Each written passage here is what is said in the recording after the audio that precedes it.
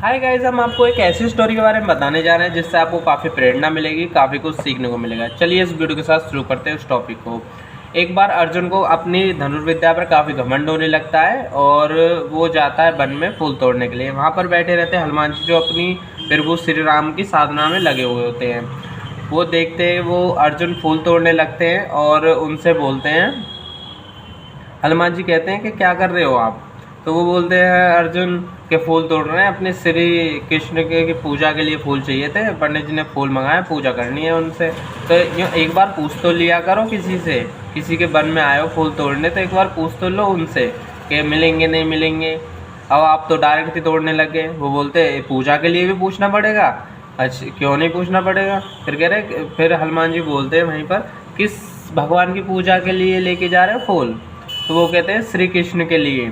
फिर हनुमान जी हंसते हुए जवाब देते हैं कि अच्छा, जिनके भगवान ही माखन चोर हों उनके लिए लेके जा रहे हो आप?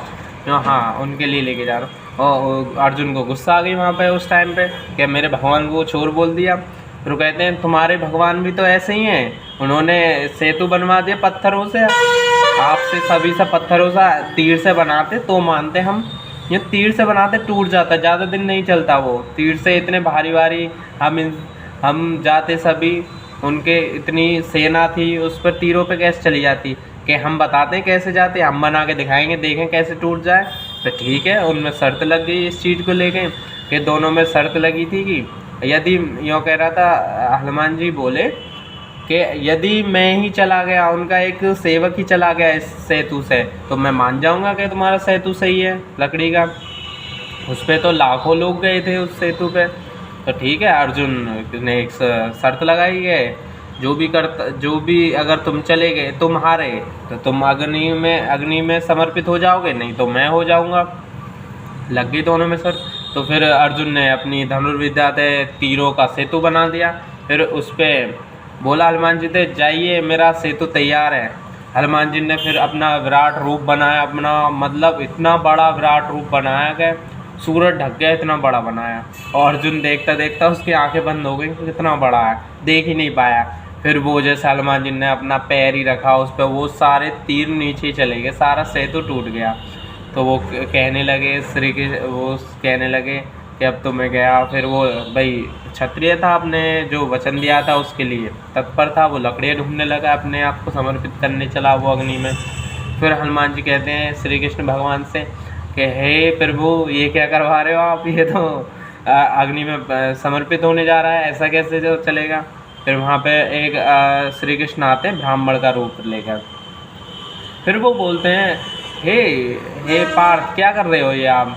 वो उनसे बोलते हैं इस टाइप से। तो वो कहते हैं कि हमें शर्त लगी थी कि जो भी हारेगा वो अग्नि में समर्पित हो जाएगा। वो कहते हैं कि किसके सामने शर्त लगाई थे? हमने आपस में। ऐसे कैसे लग जाएगी आप लोगों में शर्त? कोई तीसरा तो होना चाहिए फैसला लेने वाला, कौन क्या करेगा। चलिए एक बार और बनाइए, एक बार और करते हैं आपसे। फिर अर्जुन ने अपने डरते डरते तीर धनुर्विद्या से फिर सेतु बना दिया।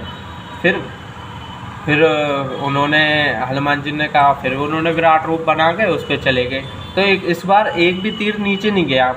फिर नीचे देखा कि कैसे नहीं जा रहा। फिर देखा तो श्री कृष्ण का बल लगा हुआ था पूरे सेतु में, तो इस वजह से वो नहीं गया था।